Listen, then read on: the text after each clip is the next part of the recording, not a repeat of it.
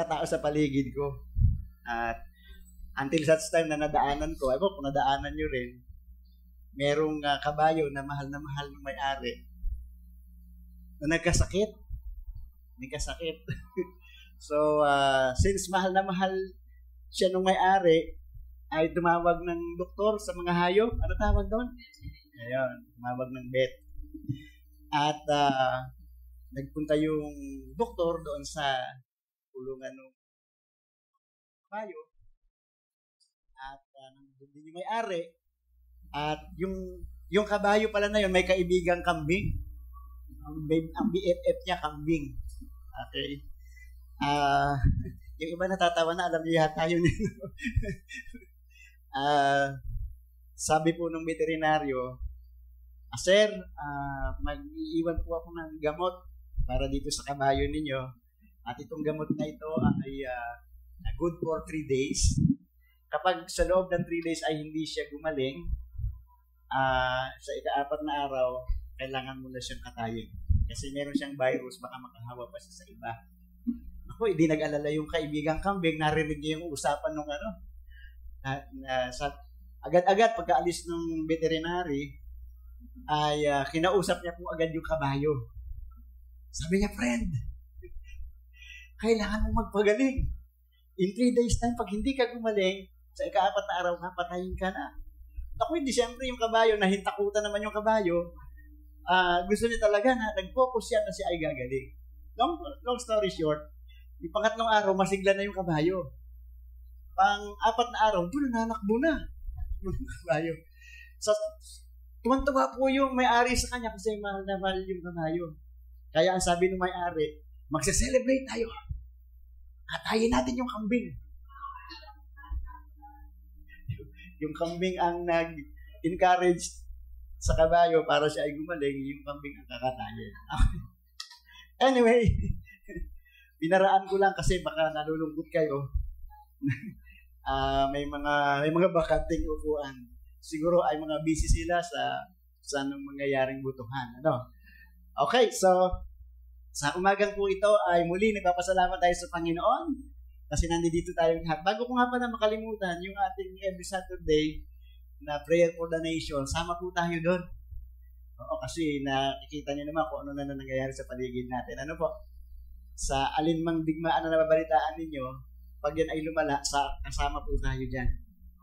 Ayun, no? Yung ginagawa ng China sa West Philippine Sea, yung ginagawa ng Hamas sa Israel, at yung Israel sa Hamas, pag lumala po yan, sigurado po, damay po tayo dyan. Kaya we should pray for our nation. Okay, in-encourage ko po kayong lahat. 7 to 8 lang naman yun pag Saturday. Sinesend naman po ni Sister Telma sa GC yung yung natin doon. So, yun. Yung link. Ayan. Sama po kayo. Grabe po ang mga nakakasama natin doon, mga bishops all over the Philippines, Luzon, Visayas, and Mindanao, mga pastors, at mga church leaders. Alright, praise God. Ako po ay may mga gabi na hindi makatulog kasi talagang I'm so much willing for you to know, mga minamahal na kapatid, kanina 2:00 na naman ata ako nakatulog. Okay?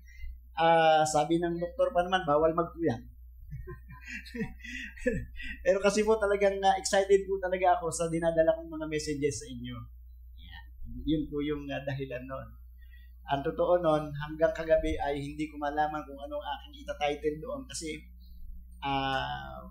ang ganda talaga ng mga data, informations, pero hindi ko malaman yung title tsaka paano siya i-construct. But ang ganda naman po ng kinalabasan sa panalangin ko. At ito po ay may kinalaman sa pananampalataya. Last Sunday po, bago tayo mag-pray, ano po topic natin last Sunday? What is yun? Ano ba talaga ang nawawala sa isang tao? Nakakaranas man siya ng mga mabibigat na bagay sa buhay,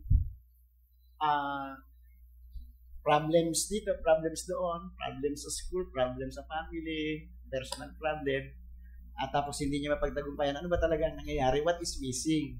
So, ang sabi natin, ang nawawala doon ay even sa nangyayari sa mga bansa ngayon, yung appearance of God's kingdom.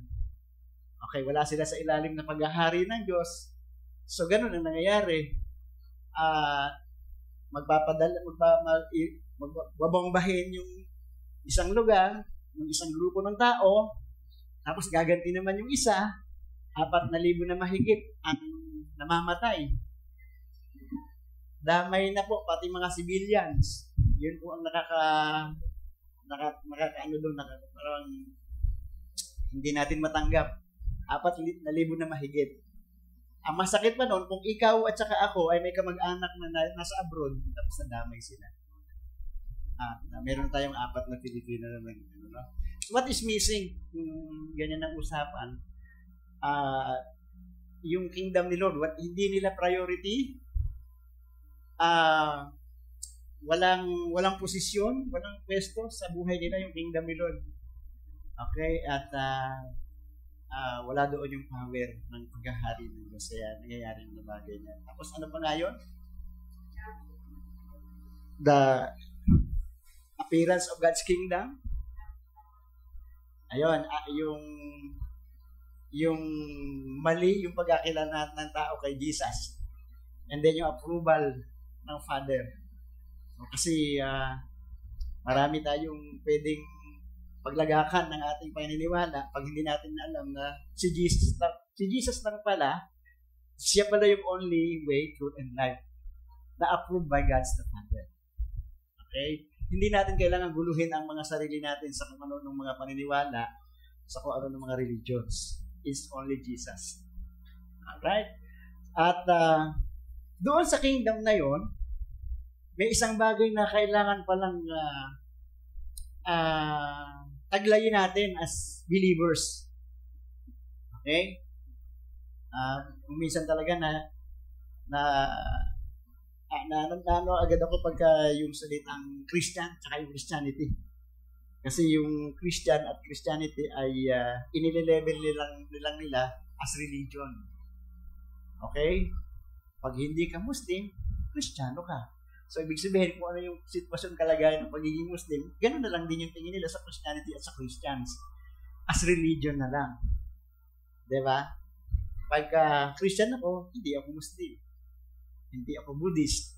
Hindi ako Taoism. Hindi ako Baha'i. Hindi ako Confucianist. Yan. Tropa ni Confucius. So, ang ating topic for today is napakahalaga kapag ang isang tao ay nasa kalagayan ng pagkakaroon ng kingdom ni Lord. Okay? So, our topic for today, para pag pinag-pray natin to is, alam nyo kung ano yung ipag-pray natin. Okay? Yun po yung topic natin ngayong umaga. Malakas yung aking microphone, ha? Alright. Ito pala yung guys, bakit royal faith? Kasi in God's kingdom, ang nandoon kasi yung King of Kings, saka yung Kings, at saka yung King of Kings, tapos yung Kings. Tapos, yun ay isang pamilya. Okay? Yung mga anak ng Diyos, at saka si Lord yung nandoon. Kaya ang Bible natin is about the king, the kingdom, and the royal family. At doon sa God's kingdom, ang kailangan doon ay royal faith. Okay, maharlikang pananampalataya. Yung makaharing pananampalataya. Yung pananampalataya na para sa mga dugong bughaw. Yan, yung pananampalataya na dadalhin tayo sa tagumpay, success and victories. At kasi mga minamahal na kapatid, ang totoong laban natin ay hindi laban natin sa kaaway. Okay? The ultimate fight, sabi po ng Bible natin, is to fight the good fight of faith. Mamaya, babasahin natin yan. Okay, so bago tayo magpatuloy, diretso na tayo sa ating topic ngayong umaga. Pero before that, tayo ay manalangin. Muli aming Diyos, napakabuti mo sa buhay namin dahil binibigyan mo kami ng privilege na makarinig ng iyong salita. Ang salita mo, Panginoon, ay very powerful. Ang salita mo, O Diyos, ay sadyang sabi ng iyong kasulatan ay nakapagpapabuti ng aming kalagayan. Even yung cancer sa buto ay napagagaling niya. Even ang buhay namin, kung kami ay depressed, kung kami ay stressed, ay nabibigyan niya ng kapayapaan. Nakapagdudulot siya ng tiwasay at may galak na puso sa amin lahat, Panginoon. Salamat, Lord, sa bagang itong muli po namin pinagkakatiwala at itinatalaga sa iyo ang aming pong topic. And that is the royal faith. This is our prayer. In Jesus' mighty name we pray. And everybody says, Amen, Amen, and Amen. All right. So, 1 John chapter 5, 4 hanggang 5. Bakit kailangan ng... sandali. Hindi ko pa pala... Bago ko pala ituloy ito is yung... tingnan muna natin kung ano ang matututunan natin ngayong umaga. Ano yung royal faith na tinatawag. So para po, maisip ko yan ng maayos sa inyo, yung pong salitang royal, everybody say royal. Hindi po natin pinag-uusapan yung produkto ng spaghetti na lulutuin mo sa Pasko, no? Royal spaghetti pasta, no? Hindi rin siya soft drinks, royal faith. Okay, so ano ang royal faith? Of course, yung letter R, malalaman natin yan yung role of faith. Kayo na lang maglagay. Nilagay ko lang dyan para madaling yung role. Ano ba yung role ng faith? Yung royal faith.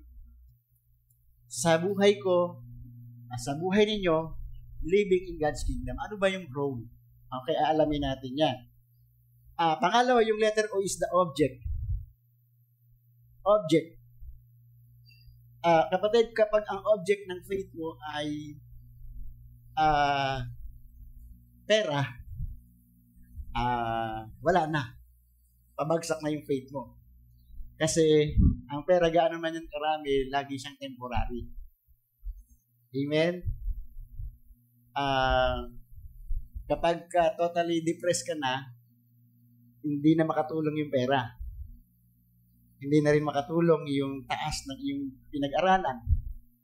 Diba? Talagang, ayan. Kaya yung object, mahalaga yan. Yung object of faith. Lagyan nyo na lang, object of faith. So, RO na tayo. And then, yung letter Y is yoke. Yoke. Y-O-K-E. Sa Tagalog po niyan ay pamatok. Ang isang kalabaw, ang isang baka, kung gusto mo siyang makapagdala yung kalabaw, gusto mo siyang mag-araro siya, lalagyan mo siya ng yoke. Yan, sa kanyang batok. So kung hindi nyo po naintindihan kung ano yung yoke, sino po sa inyo nakakita na ng magtataho? No, lahat tayo palagay ko, no? Yung yoke ay parang yung pingga para mabuhat niya yung kanyang taho, para makarating sa'yo. Buhat-buhat niya, maghapon niyang buhat-buhat yun hanggat hindi ubos yun. Okay, yoke, pamatok. Alright? Mga minamahal na kapatid, yung pamatok ng pananampalataya o yung pingga ng pananampalataya na royal, okay, malahari ang dating, kingly. Okay, kasi yun po ang kailangan sa kingdom of God eh. When it comes to kingdom of God, ang kailangan doon, kingly faith. Faith of a king. Okay? Pag hindi tugma, okay kasi guys, yun palang yoke na nilalagay sa batok ng kalabaw o sa batok ng baka, pag hindi shoot, pag hindi eksakto, susugatin nun yung balikat o yung batok ng kalabaw o kaya ng baka at yung iba pang hayop na ginagamit hanggang sa magdugo at possible na yun ang kanya ikamatay. Kung either way, sobrang luwag or sobrang sikip. Okay? Pero mga minamahal na kapatid, ngayong umaga, gusto ko sabihin sa inyong lahat na yung faith in God's kingdom, yun po yung swak na faith sa akin at sa inyo. Okay? Yun po yung shoot. Ito yung need natin, ito yung kailangan nating klase ng faith para yung buhay natin gumaan. Yan sa inyo naniniwala na lahat ng tao sa buong mundo, ang gusto niya ay better life. We are today more than 8 billion na tao sa buong mundo. At lahat tayo, ang gusto natin mabuhay ng mas maayos. Sabihin natin lahat, better living. Hindi yun ha? Hindi yun networking ha? Better living yan. At hindi rin yung lugar. Yung mas maayos na buhay. Guys, mamaya, babasahin natin yun. Nandun yun sa Matthew 18:28. Okay? Yung buhay natin at saka yung task ng buhay natin na papaunlad at papalago, papasagana, yung kailangan nating pamatutunan ng pananampalataya is, maniwala pa kayo sa akin, yun talaga ang need natin. Yung royal faith, yun po talaga yung need natin. Okay? Anong letter na tayo? A. Accountability of faith. Ang faith pala ay may pananagutan. Hala, ano na yan, Pastor? Kala ko ba by grace tayo?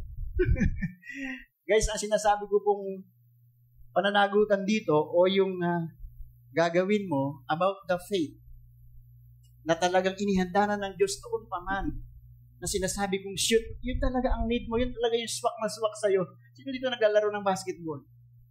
Yun talagang yung shoot mo, yung pag-shoot mo ng bola, walang gumalaw kundi net. Ringless. Okay? Talaga hindi sumayad sa ring. Okay? Hindi yung hindi sumayad sa ring kasi kapos. Hindi yun. Tapos nasagi lang yung net, kaya yung net lang ang gumalaw. Hindi, yun talagang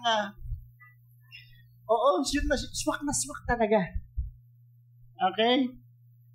Well, ano ang accountability mo sa pananampalataya mo na ibinigay ni Lord sa'yo? Yung royal faith. Guys, ito yung faith na pag may pinaniwalaan ka sa Diyos, maghanda ka sa sagot. Kung naniniwala ka sa Diyos, ikaw ay walang anak, na magkakaanak ka, pero wala ka pang nakikitang proof, ebidensya, kaya lang naniniwala ka na magkakaanak ka eh. Ano ang accountability ng faith mo doon? Bumili ka na ng crib. Baru-baruan. Ayusin mo na yung magiging kwarto niya. Yun yung accountability mo, guys. Kung gusto niyo pong bumili ng kotse, sinasabi ko, huwag kayong bumili. Wala kayong garahe.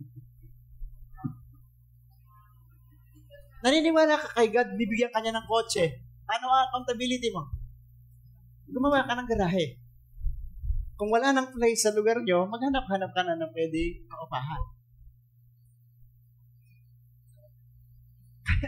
Paniwala ka kapatid, yung faith na pag-uusapan natin ngayong umaga, mag-prepare ka na kung ano ang pinaniniwalaan mo. Ang tawag doon, royal faith. Alright. And then, anong letter na tayo? Yung L, yung load. Load of faith. L-O-A-D. Ang ibig ko pong sabihin dyan is yung ano ang nasakop ng pananampalataya na tinatawag na royal faith. Tama-tama pala ito. 1 John chapter 5, 4 at saka 5. Bakit royal faith, Pastor? Salamat po at kaitanong ninyo. Sasagutin ko na lang. Kasi yung royal faith, ito po yung, sabi dito, for whatever is born of God, overcomes the world. Ano ang i-overcome natin? Yung family mo lang ba? Yung schooling? Yung business? Trabaho? Ano na bang i-overcome ng royal faith? The world. And this is the victory that has overcome the world. Our faith. Kaya, mga minamahal na kapatid, Ang gusto talagang sirain ng devil sa buhay ko at sa buhay mo is yung iyong faith. Kasi pag gumana yung faith na yan, kawawa na si Satanas. Kasi even the whole world, you can overcome it. Kasi yun daw yung makakapag-overcome ng sanlibutan eh. Yung faith. Yung iyong faith. Alright? And in verse 5, ano sabi? Who is the one who overcomes the world? Ito na naman. Sino ang nagtagumpay sa sanlibutan? Biruin mo sanlibutan. Okay, the whole planet. You can overcome it. Kasi ang dami nating problems ngayon, di ba? Pero kailangan nating dumating doon sa principle ng buhay natin na kahit na ano ang dumating sa buhay natin, we can overcome it. Alam niyo ba yung book ni Job? Chapter 1 hanggang chapter 42 yun eh. Alam niyo bang walang sinasabi yun na mensahe sa ating lahat, kundi yung whatever happens, we are the winner. Sino nakakabasa ng buhay ni Job? Lahat ng kabuhayan niya nawala. Diba? 10 yung anak niya, namatay lahat.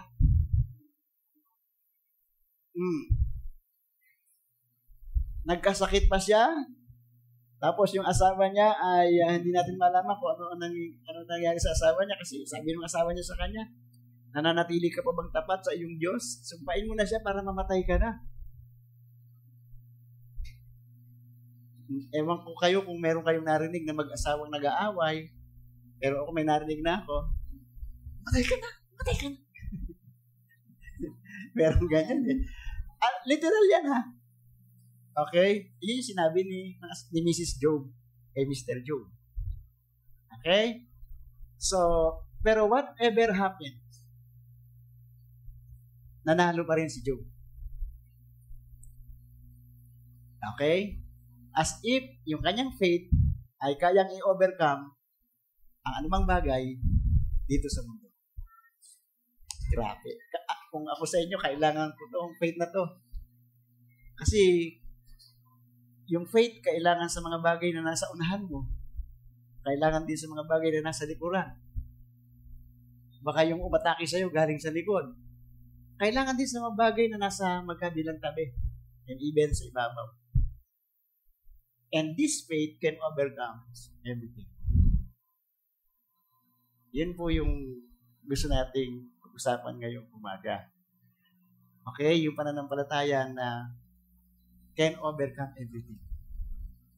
Kaya tama si Pablo nung sabihin niya sa Bible na we are more than conqueror. Kasi meron tayong pananampalataya. The greatest weapon you have is your faith. In God's kingdom, wala kang makukuha sa God's kingdom without faith.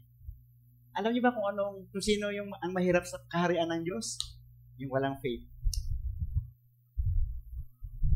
Pero pag puno ka ng faith, ay mayaman ka in God's kingdom. Alright? So, yun po yung ating topic for today, royal faith. Pero aalamin natin yung role ng faith, yung object ng faith, yung yoke, or yung pamatok. At ano naman yung accountability ng faith. Having this faith, ano naman yung gagawin ko? Ano yung pananagutan ko?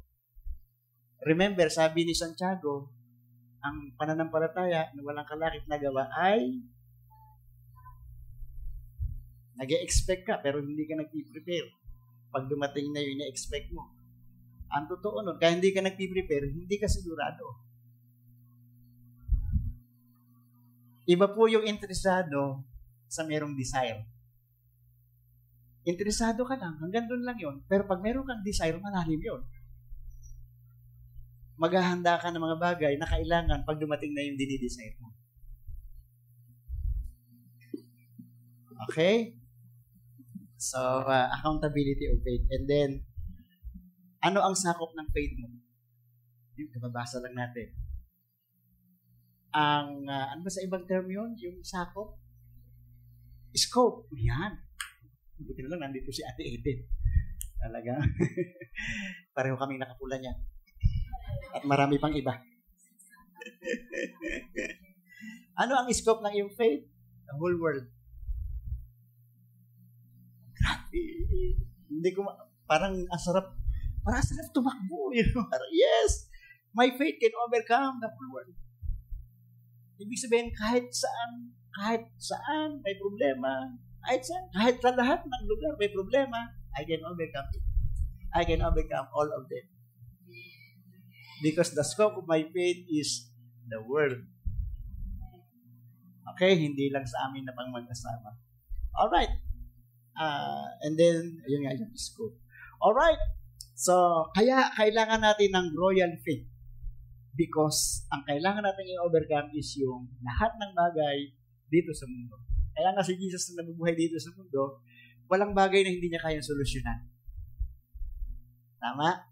Lahat ng naging problema ni Jesus na solusyonan. Nasalubong niya yung nanay na maglilibing ng kanyang anak. Kamamatay lang ng tatay, ngayon naman yung anak naman ang ililibing. Parang yung namatay sa hazing, no? Kamakailan lang yung isa niyang anak namatay. Ngayon, ito naman, sa hazing naman, patay na naman. Diba?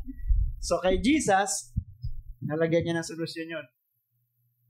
Yung kabaong na dadalhin na sa simenteryo, hawakan niya. Yung nasa loob ng kabaong, nabuhay. Walang problema kay Jesus na hindi na solusyonan. Because His faith can solve everything in this earth. At sabi ni Ate Telma kanina, sometimes, hindi naman yata totoo yan, Pastor. Hindi naman yata nasusolusyonan lahat ng problem. Okay? Sometimes, mga minamahal na kapatid, how many things ang pwedeng gawin ni Lord? Everything. Anything. Including nothing. Kaya never put your faith on the miracles. Kasi hindi lahat ng miracles ay nararanasan ng tao. Yung miracle na ginawang alak, yung tubig, isang beses lang ginawa yun.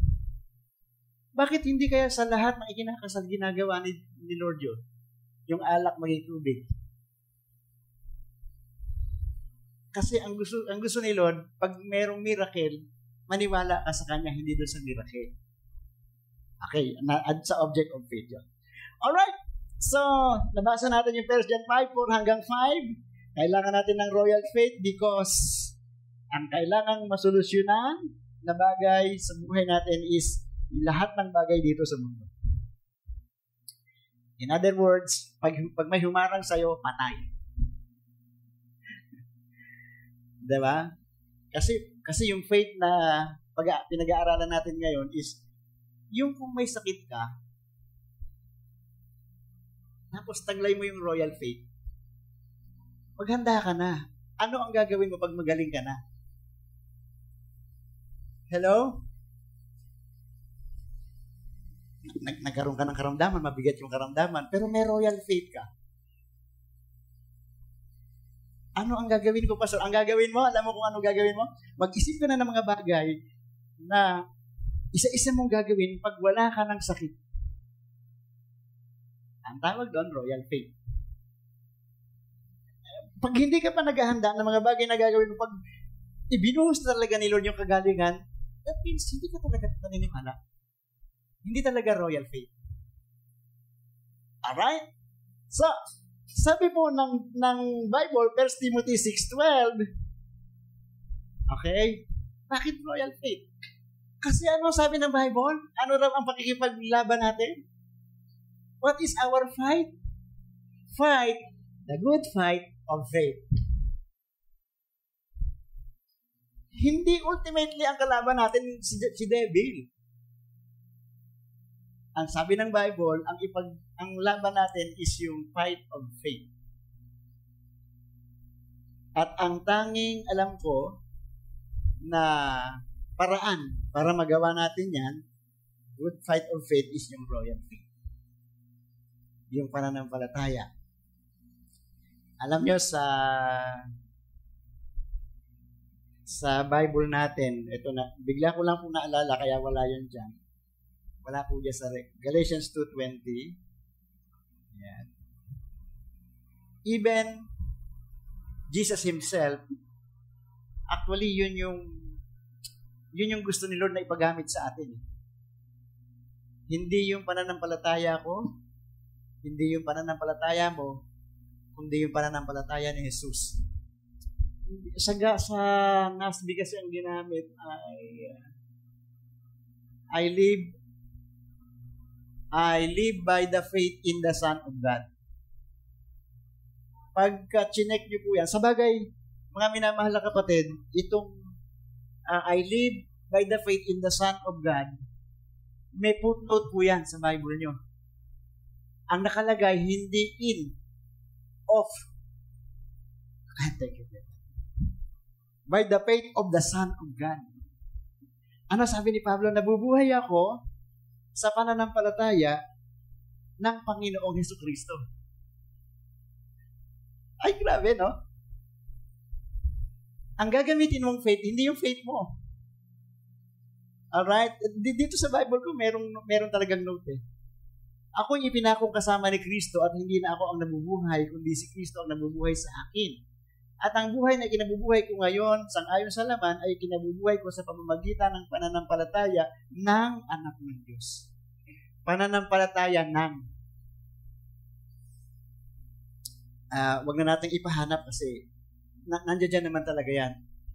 I believe in King James Version at sa iba pang mga versions ng Bible, ang ginamit talaga po ay of, hindi in. At yung paggagamit dyan na in, meron footnote po yan sa Bible nyo. Alright, dito sa akin, no? Sa ibaba ng Bible nyo, footnote, yung nasa ilalim dito. So, ang sabi niya rito ay, hindi yung pananampalataya sa anak ng Diyos, yung pananampalataya ng anak ng Diyos. Natatandaan niyo po ba yung sinabi sa Hebrews?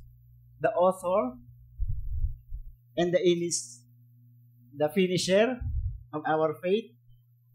Daanan lang po natin. Wala po yan dun sa note na nilagay ko doon. Kaya, looking unto Jesus, the author of version. Looking unto Jesus, Hebrews 12.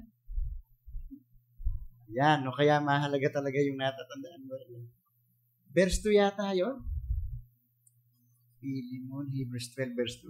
Pagmasdan natin si Jesus, na siyang nagtatag, at nagpasakdal ng ating pananampalataya. Ate may dyan sa version mo, NLT yun. Sige nga, pakibasa mo nga, verse 2. Hebrews 12:2. Okay? Sa Bible nyo po, sa mga cellphones nyo, anong nakalagay?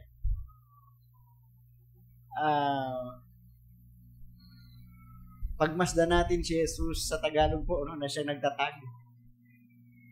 The author, kumbaga sa libro, ay merong sumulat niyan. Author. Yung faith natin, sino ang author? Sino ang author ng faith natin? Si Jesus. Yung faith na yun ang gamitin natin. Alam niyo mga minamahal na kapatid, ang kahinaan ko at ang kahinaan nyo, saan magsisimula? Magsisimula doon sa pagka naniwala ka na sa sarili mong pananampalataya. I believe nakuha niyo ako. At tama ba? Hebrews 12:2?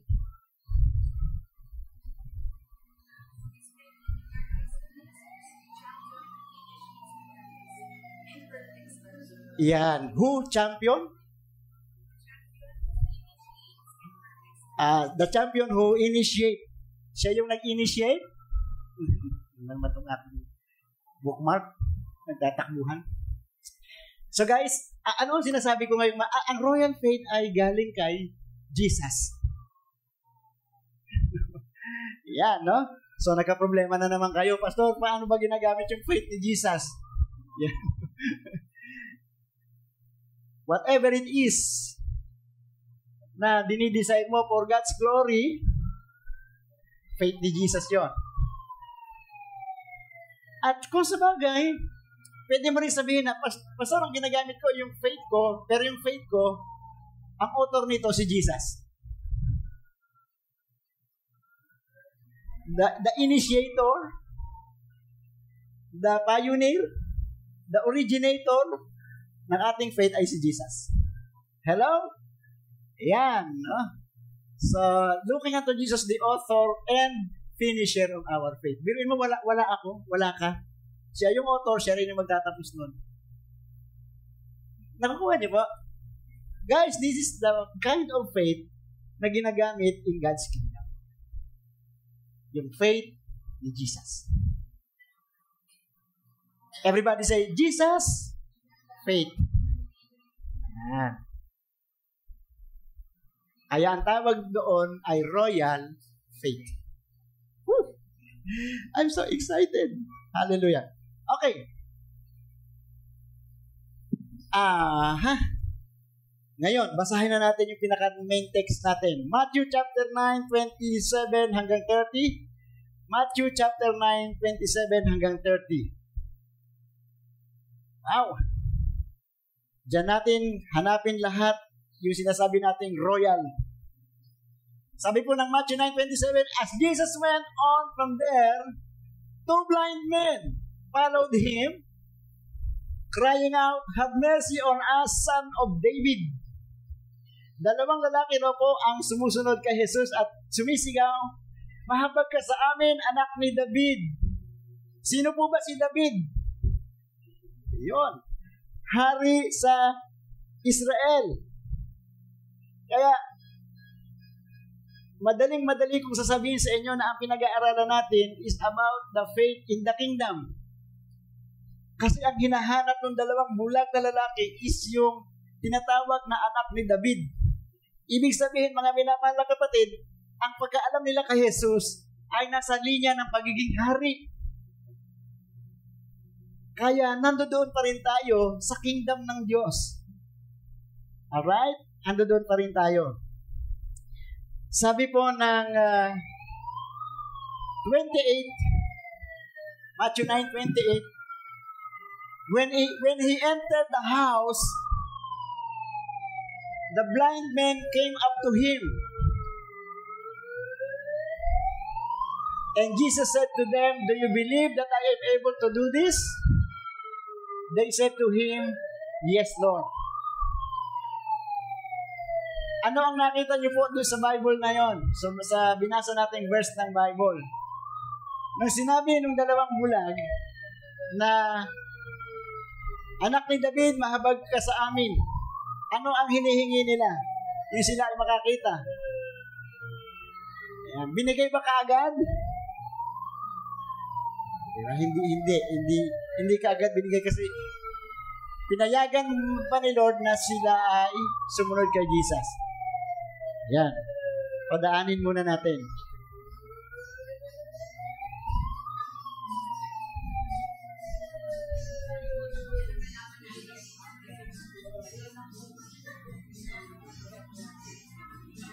Dapat wag magpapatugtog ng ganyan, napapasayaw ako eh.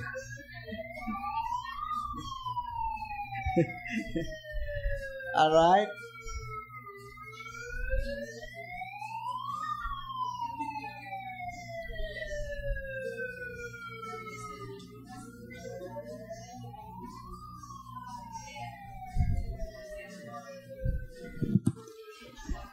Praise. Basta whatever Pasok na po tayo. we believe, ang unang tanong po agad dyan, mga minamahal na kapatid ng ating Panginoon, do you really believe that I can do this? Sa pananampalataya na pananampalatayang pangmaharlika, ang laging tanong, can you believe I can do this? Yun yung pananampalataya, mga minamahal na kapatid, na kung tawagin natin ay royal faith, pananampalatayang pangmaharlika. makaharing pananampalataya. Ang laging tanong sa iyo dyan, mga minamahal na kapatid, kaya mo bang paniwalaan na magagawa ng Diyos yan? Pero sa totoo lang, nung nagkita yung dalawang bulag, hindi nakikita, bulag yun no? nung narinig yung dalawang bulag na nandoon si Jesus dumadaan, sumunod na sila kay Jesus. Hindi agad ibinigay yung kagalingan sa kanilang mga mata na walang paningin, hindi nakakakita. Mga minamahal na kapatid, sometimes nagkakasakit ka, hindi agad magaling na. Hello?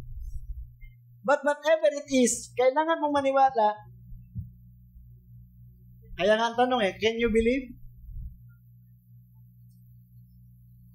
Ano yung sabi ko po kanina? God can do anything, including nothing.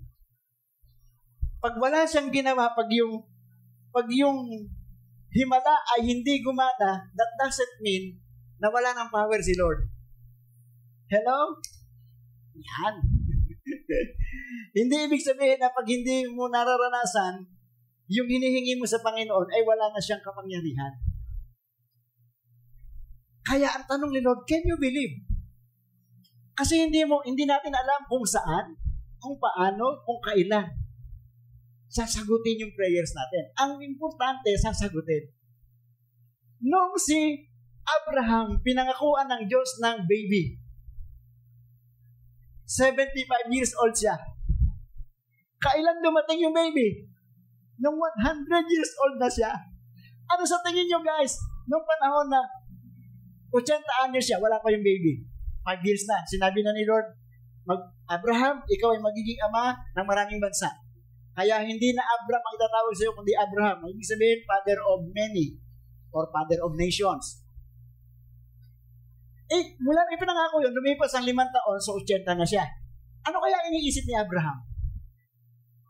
Ikaw kapatid, nung humingi ka ng kagalingan or trabaho o hanap buhay sa Panginoon, ilang panahon na lumilipas, hindi pa binibigay, ibig sabihin nun, walang power si Lord. Yun. So, yung royal faith is a lifestyle faith. Sabi natin, lifestyle. Hindi mo alam kung kailan. Hindi mo alam kung paano. Hindi mo alam kung saan. Basta ang sigurado, kayang gawin ni Lord. Ang tawag doon, royal faith. Hello?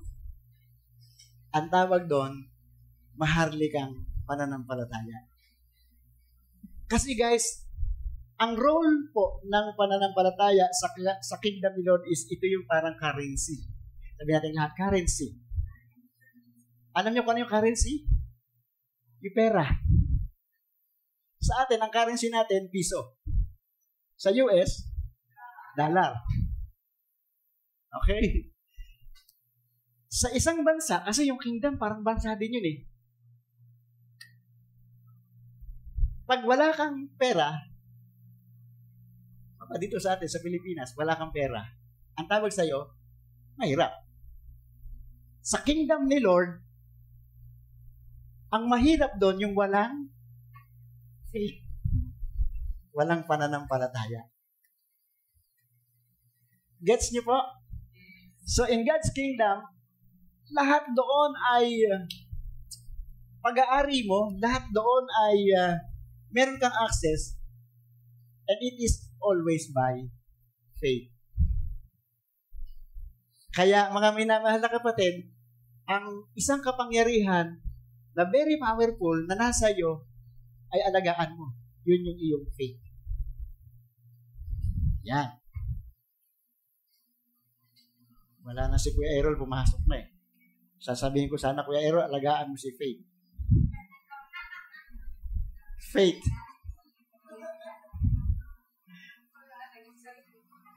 Ano ang role ng faith sa kingdom ni Lord? Ito yung currency. Lahat ng nasa kingdom ay makukuha mo Ang kapalit ay ang pananampalataya mo. That's how powerful it is. Yung iyong faith.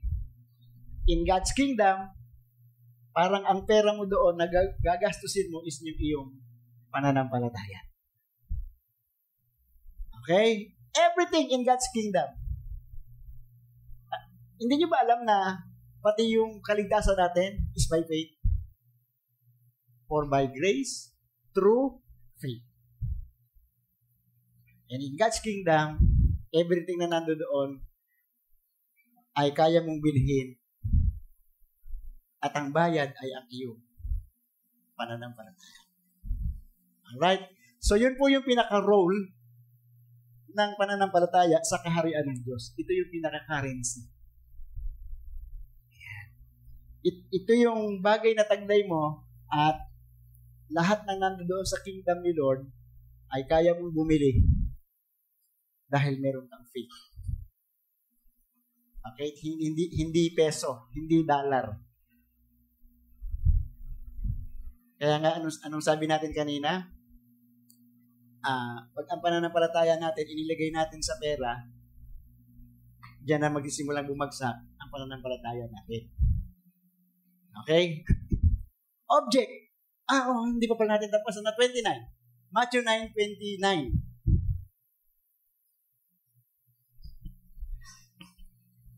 Matthew 9:29, ano sabi roon? Then he touched their eyes. Ito yung klase ng pananampalataya na naniniwala ka na kahit na ano ang nararanasan mo sa iyong buhay, God can touch you. Na ang ibig sabihin niyan, na kaya kang hawakan o hipuin ng Panginoon is kasi ang Panginoon malapit sa iyo. Hindi siya malayo. Every day ng iyong buhay is ang Panginoon ay malapit sa iyo. Hindi siya malayo. One of the problem we have as believers is akala natin malayo si Lord, lalo-lalo na pag may problema na tayo. Kaya yung pananampalataya natin, mga minamahal na kapatid, is only as strong as that test it survived. Sino sa inyo ang gusto niyo malaman kung gaano kalakas yung faith niyo? Guys, ang faith mo ay kasing lakas lang nung test or trial na lalampasan mo. Kaya ang isa sa parang negative pero hindi, na pag may royal faith ka na, sigurado magkakaroon ka ng test.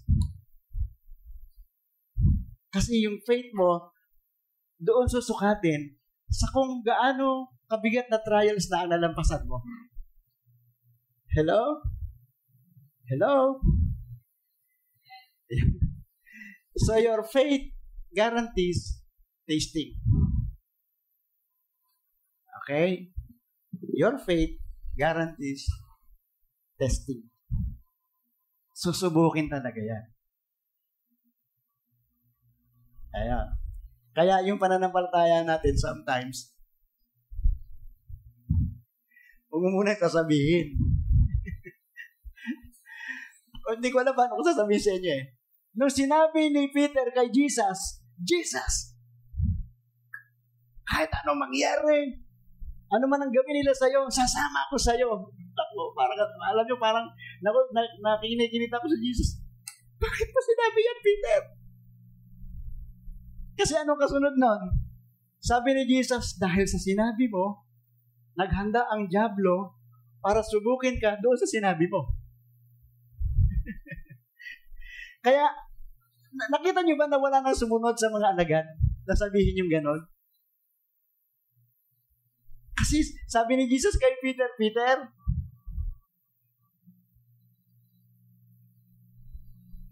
gagawin ni Satanas na, sabi ron, he will sift. Yayanagin ka niya. Guguluhin ka ng kaaway dahil dyan sa sinabi mo. Sabi, hindi mo ko iiwan. Question, ilang beses itinatwa ni Peter ni Jesus. Pero ito ang good news. Everybody say good news. Sabi ni Peter, ano ni Jesus kay Peter? Huwag kang mag-alala, Peter. Ipinanalangin ko na malampasan mo. Okay, kasi doon masusubok yung faith natin eh. Pag yung pinakamalaking problema ay nalampasan mo, ganun kalaki at kataas din yung pananampalataya mo. Ano sabi ni Jesus kay Peter? Idinalangin ko ang iyong pananampalataya. Oh, yun ang good news. Kapag ang isang tao ay merong royal faith, kabilang ka doon sa pinag-pray ni Jesus na kahit na anong problema, malalampasan mo. Alam niyo, sabi ni Jesus, at kapag bumalik ka na, ibig sabihin, alam ni Jesus na si Pedro babalik sa kabila ng 3 beses niyang itinatwa si Jesus. Si Peter ay babalik. Okay? Ay alalayan mo ang iyong mga kapatid. Guys, hindi ko kayo iiwan na nag-aalangan or may hitakot. Ano ba sabi ng Bible? Hindi mo daranasin ang isang pagsubok na hindi mo kaya. Ibig sabihin, kapatid, yung mga trials na nararanasan natin, dumaan muna sa pangsala ng Panginoon natin. Hello? Kapatid, pag mayroong trials na nakarating sa iyo, isa lang ibig sabihin yan, kaya mo yan.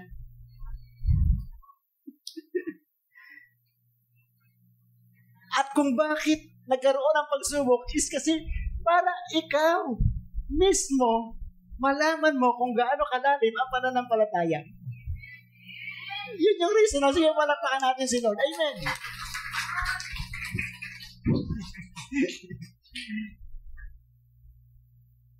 Alright? Yun yung reason kung bakit merong trials. Para masukat mo kung gaano nakalalim yung faith mo. And di ba nakakalubag ng loob pagka, grabe, nalampasan ko yun. Hello? Nalampasan ko yung mga trials and testings na yun. Alright? So guys, hindi tayo 30-30.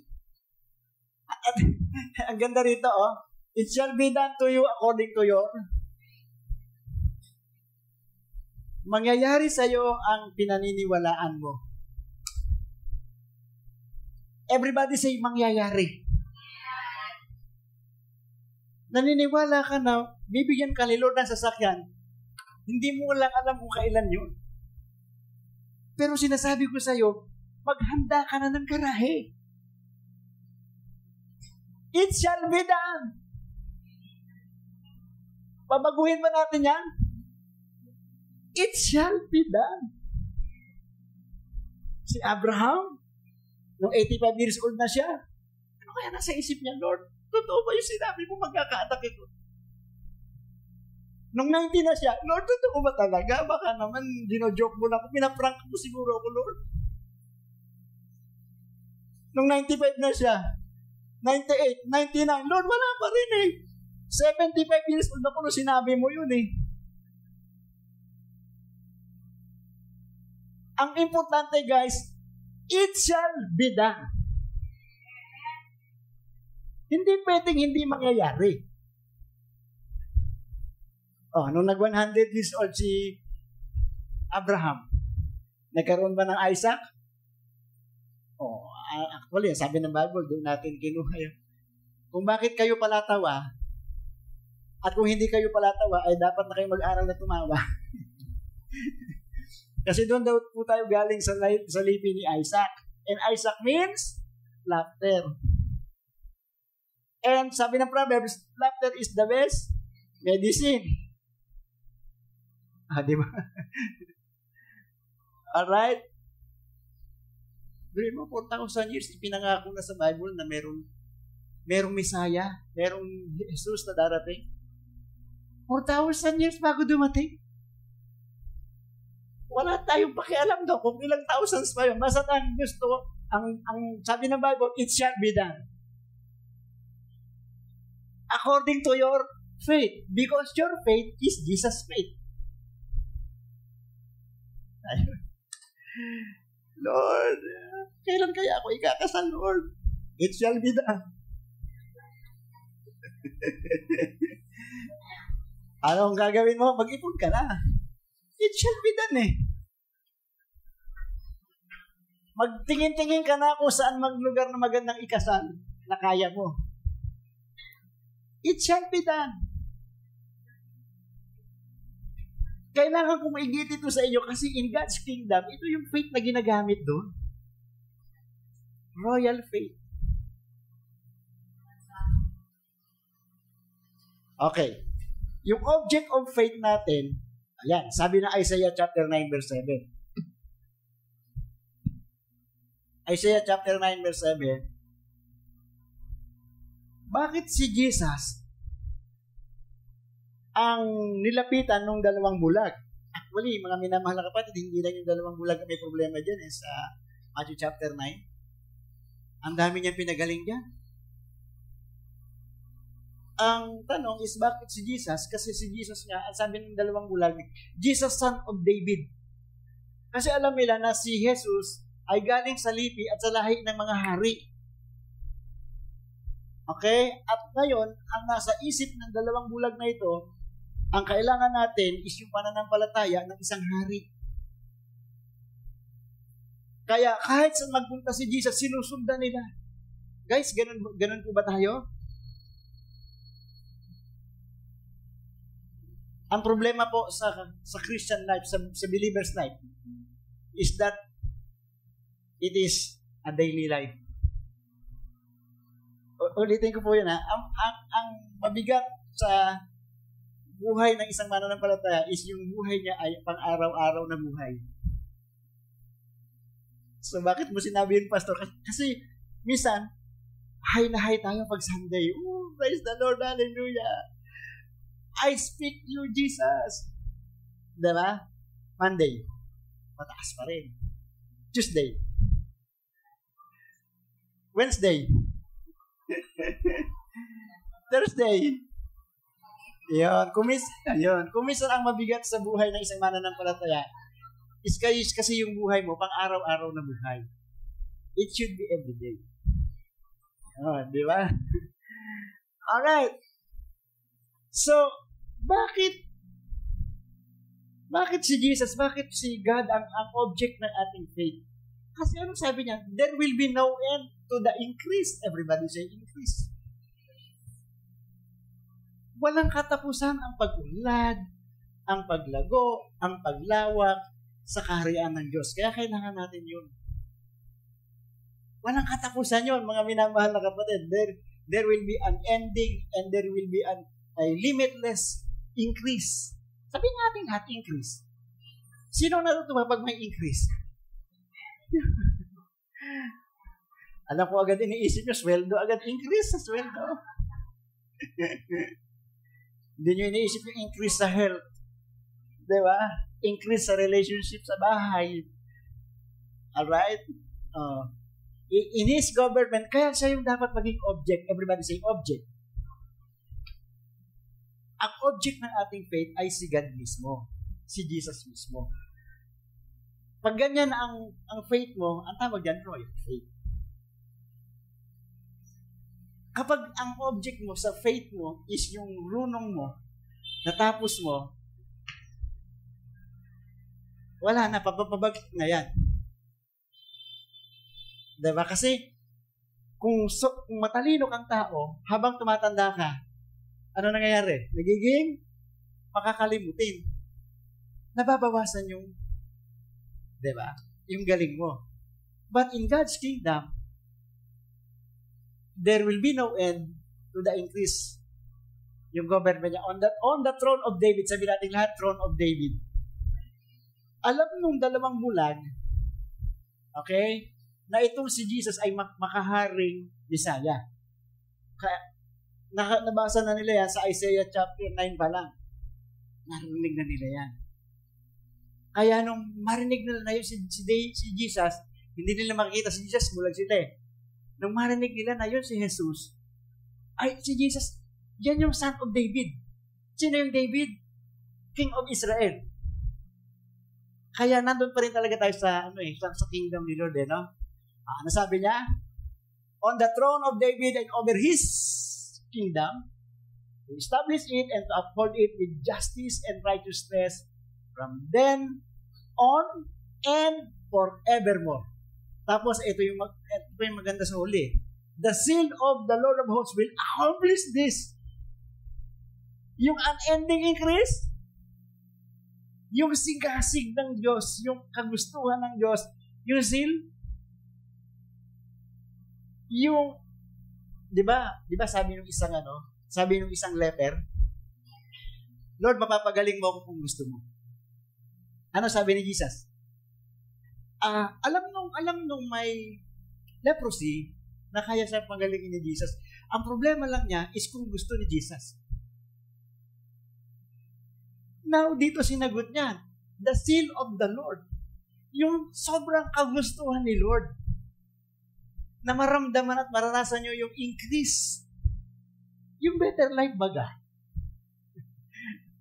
Di ba all of us, na tao, ang gusto natin better life? Increase? Hello?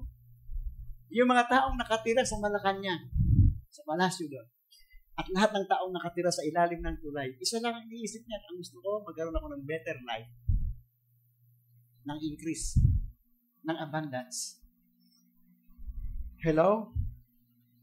Yung sinasabi na, kung paano sa langit, ganun din sa lupa. Sa langit, di ba, may namamalimos?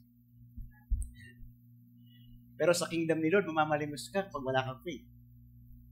Wala kang currency doon eh. Ang currency doon ay faith. Ang mahirap, ang pulubi sa langit is yung walang faith. Diba? Alright. So guys, alam nung dalawang bulag, sa Isaiah pa lang naihula na. Kaya yung dalawang bulag, saan mamupunta si Jesus po? Lumiko sa kanan, liko sila sa kanan. Yung tungkod nila marahil, no? Sana sa Jesus, lumiko sa kanan daw tayo. Lumiko sa kaliwa tayo. Pumasok sa bahay, pasok tayo sa bahay. Nagbanyo, magbanyo rin. Hindi magna. Alright, mga minamahal na kapatid. Ang pinag-usapan natin ngayon ay royal faith. Kapag Lunes, Martes, Miyerkules, Lunes, Biyernes, Sabado, hinahanap mo pa rin si Jesus, ang tawag doon royal faith. Seek ye first kingdom of God and His righteousness, and all these things shall be added unto you. Alright. Dahil doon sa sinasabi ng Isaiah chapter 9, kaya alam ng dalawang bulag kung sino ang object ng faith nila, si Jesus. John chapter 6, verse 36. Yeah. But I said to you, sabi ni Jesus sa mga kausap, sinabi ko na sa inyo eh. Para ba sinasabi niya? Ako ang gawin yung object ng faith ninyo. O, tingnan mo sabi niya, but I said to you that you have seen me and yet do not believe. Guys, when you experience Jesus, believe Him. Amen. Tinanggap mo na si Jesus eh. Maniwala ka na. Para yung increase tuloy-tuloy. Hello? Sa lahat ng araw ng buhay natin, kaya yun nga, pumasok sa kaisipan ko na ang problema lang sa buhay ng mananampalataya is yung buhay niya is pang-araw-araw. Hindi yung nagtatalo na lang tayo dito pag Sunday. Alright. So, John 6:36 sinasabi ng Bible sa atin na ang object natin, ng faith natin is si Jesus. Mark 11:22. Alright. Mark 11:22. Ano sabi? And Jesus answered saying to them, have faith in God. Ngayong umaga, sinasabi ko rin po sa inyo is, wag nang ilagay kung saan-saan ang ating faith. Ay, hindi, pastor, ano eh. Kaya na akong buhayin ng mga apo ko. Ang tatalino kaya nila. Don't you ever put your faith in other things. Have faith in God. The object of faith, yung royal faith, is God Himself. Jesus Himself.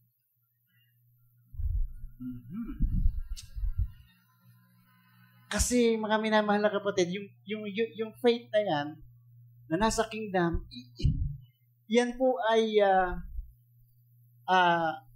pangpagaang ng buhay natin. Maniwala kayo sa akin. Matthew 11:28. Matthew 11:28. Ano sabi ni Jesus? Come to me, all you are weary and heavy laden, and I will give you rest. Bibigyan ko kayo ng kapahingahan. Ay, 28 lang nailagay ko, walang 29, ano? O ilagay natin yung 29. Matthew 11, I'm sorry. Yun po yung problema. 28 lang na ilagay ko.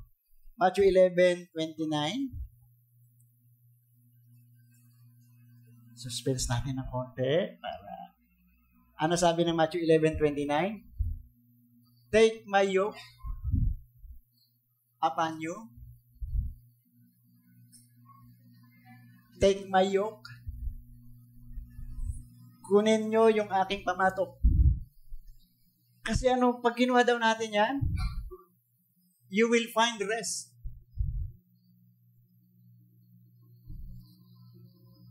Guys, yung yoke po dyan na sinasabi, yung pamatok o yung pinggan, katulad nun, yung pinggan ng magtataho, ay hindi yung pingga na may kawayan na ginagawa talagang pinggahan.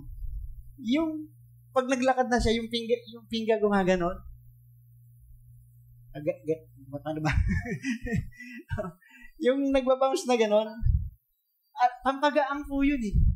Hindi nararamdaman ng magtataho kung gaano kabigat yung taho niya. Kasi habang naglalakad siya, gumaganon yun eh. Pero kung kumuha lang siya ng 2x2 sa construction, tinalian niya ng alambre, ang hirap nun. Believe me guys, ang sakit sa balikat nun. Yung yoke dito, yung faith dito, yung rest dito, mga minamahal na kapatid, ito po yung yoke na shoot lang sa batok natin. Pampagaan. Kaya sabi ni Lord dito, kunin mo yung royal faith. Tumira ka sa God's kingdom. Kasi maggaganda buhay mo dyan. Take my yoke upon you and learn of me, for I am gentle and humble in heart, and you will find rest. At mabipagkakaroon ka ng kapahingahan. So the yoke of faith is yun yung faith na swak sa atin, at yun yung faith na tutulong sa atin para gumaan ang buhay natin. Believe me guys, nasa 8 billion mahigit na tayong tao sa buong mundo. At lahat tayo, simula doon sa bata na nagkaisip na, meron na siyang isip, ang gusto niya magkaroon ng magaang na buhay. Ano sabi ni Lord? Take my yoke. Gusto niyo gumaang buhay niyo? Come on guys, I'm asking you. Gusto niyo magaang na buhay? Better life? Unending increase? Take His yoke. Yung pamatok niya, shoot na shoot.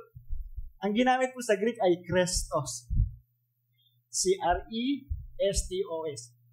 Yung swak na swak ba? Yung sabi ko sa inyo, kung naglalaro ka ng basketball, ringless. Yung tira mo, ringless. Kung malaking tao ka, 7-footer ka, huwag kang magbumotor ng Honda Beat. 7-footer ka, motor mo Honda Beat, hindi swak. Hello? Ang liit ng motor mo, laki mong tao.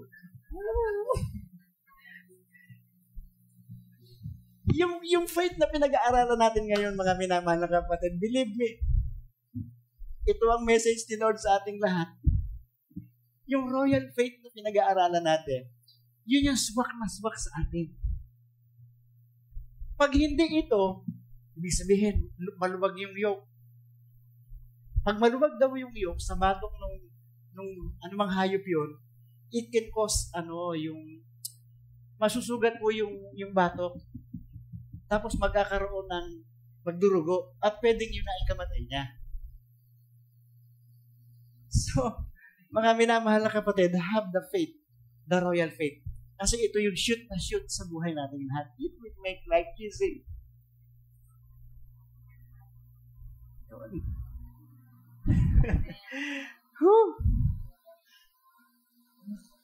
The easiest life and the easiest task is His yoke. And that's what you need. That's what we need. Kasi lahat tayo, ang gusto natin is everything will be added unto us. Matthew 6:33. Yun. Hallelujah. Hallelujah. And the accountability. Tapos na tayo sa yoke at malapit na rin tayong matapos. Accountability. Ano yung pananagutan natin?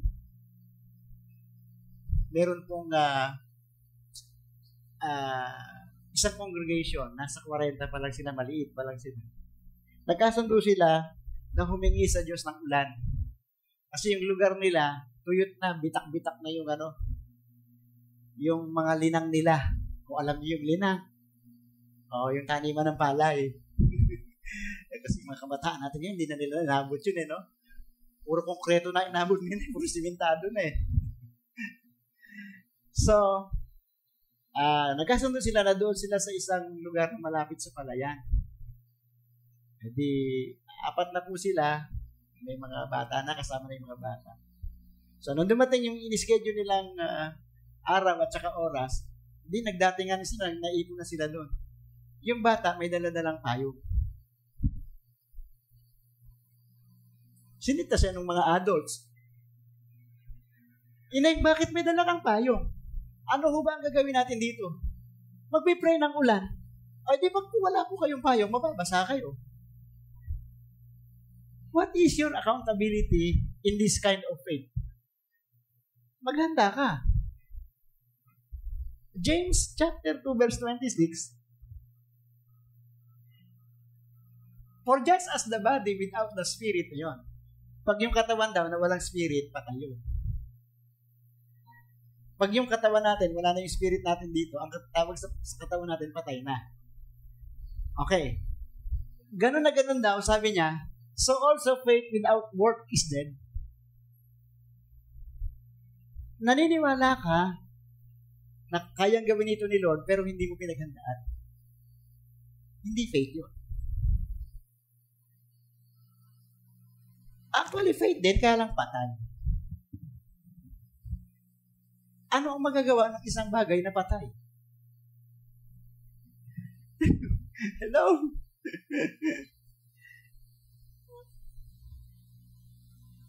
Diba? Ano pa ba yung isa? May isa pa ako dito. Nakalimutan ko lang